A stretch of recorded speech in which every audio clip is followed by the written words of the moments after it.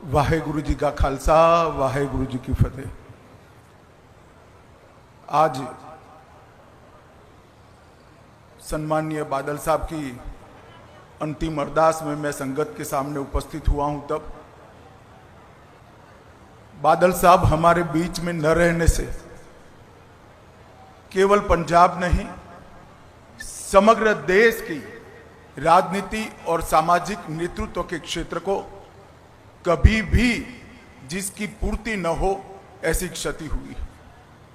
ये गड्ढा जो बादल साहब के जाने से शून्यता जो पैदा हुई है, मैं देख रहा हूं लंबे अरसे तक इसको भर पाना सबके लिए बड़ी मुश्किल हो।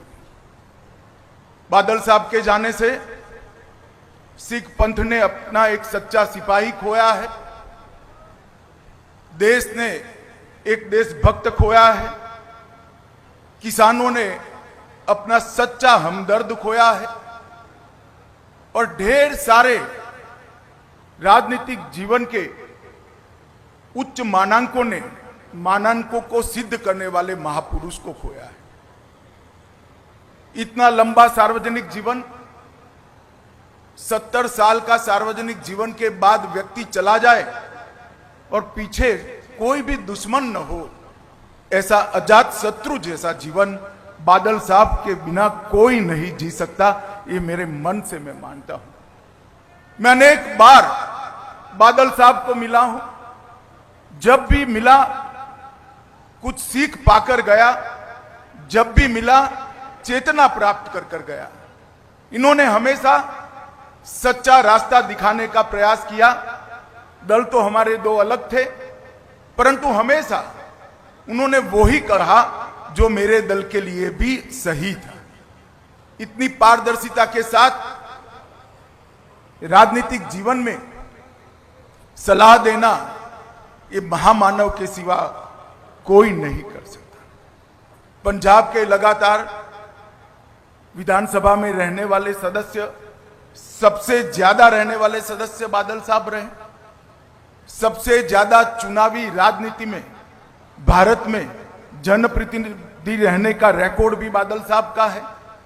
5 बार पंजाब के मुख्यमंत्री बने और मैं रिकॉर्ड के आधार पर कह सकता हूं, नए पंजाब की नींव डालने का काम श्री प्रकाश सिंह बादल ने किया। सरदार प्रकाश सिंह बादल के जाने के साथ ही भाईचारे का सरदार चला गया। पूरा जीवन हिंदू सिख एकता के लिए पूरा जीवन उन्होंने समर्पित किया। राजनीति में कई विरोध झेलने के बावजूद सबको एकजुट रखने के लिए बादल साहब हमेशा प्रयासशील रहे। अभी सरदार सुखबीर जी बता रहे थे, बादल गांव में मंदिर भी बादल साहब का बनाया हुआ है, मस्जिद भी बादल साहब की बनाई हुई है और गुरुद्वारा भी बादल साहब का बनाया हुआ है। साच अर्थ में ऐसे व्यक्ति को दिया लेकर भी ढूंढेंगे तो देश के राजनीतिक जीवन में, सामाजिक जीवन में कभी भी नहीं मिल पाएगा। 1970 से लेकर आज तक जब भी देश के लिए खड़ा होने का मौका आया, बादल साहब ने कभी पीठ नहीं दिखाई। सार्वजनिक जीवन में सबसे लंबा समय जेल के अंदर रहकर सिद्धांतों के लिए, पंथ के लिए संघर्ष करने वाला कोई व्यक्ति था तो सरदार प्रकाश सिंह बादल थे।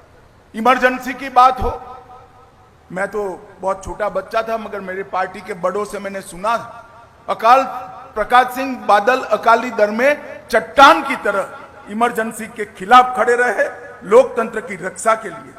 कारगिल युद्ध हो, कोई भी लड़ाई हो या आतंकवाद की परछाई हो, हर जगह पे बादल साहब ने आसमान जितने ऊंचे व्यक्तित्व को ढाल की तरह देश के हितों के साथ खड़ा पाया।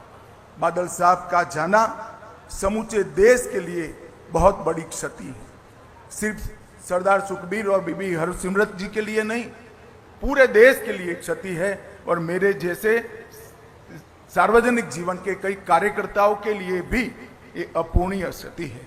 आज दसम गुरु के चरणों में मैं यही प्रार्थना करना चाहता हूं कि बादल साहब के जीवन से हम सब प्रेरणा लें और उन्होंने जिस रास्ते पे चलने की सीख दी थी, उस रास्ते पर चलने की वाहेगुरु हम सबको शक्ति दे। भाई सुखबीर बादल और बीबी हरसिमरत बहन को मैं इस अपूर्णीय स्थिति के लिए मनपूर्वक दुख व्यक्त करता हूं और बादल साहब के सारे अनुयायियों के लिए भी मेरे मन में जो भाव है इसको व्यक्त करने के लिए मैं आया हूं। अंत में बादल साहब को मेरी ओर से, मेरी पार्टी की ओर से और समग्र देश की ओर से, भारत सरकार की ओर से श्रद्धांजलि देकर मेरी बात को समाप्त करता हूं। वाहे गुरु जी का खालसा, वाहे गुरु जी की फतेह।